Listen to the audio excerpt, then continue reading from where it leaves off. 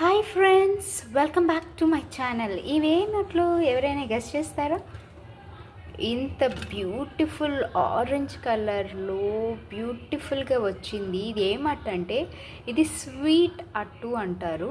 దీంట్లో జస్ట్ మనకి ఫ్యూ ఇంగ్రీడియంట్సే, ఒకటి రైస్ ఫ్లోర్ అండ్ ఇంకోటి గోధుమ పిండి అండ్ బెల్లం, అంతే. ఈ త్రీ ఇంగ్రీడియంట్స్ మంచిగా కొంచెం కన్సిస్టెన్సీ వచ్చేలాగా మీరు కలుపుకోవాలి. కలుపుకున్నాక పెనం మీద ఇంకా దోశలు వేసుకోవడమే.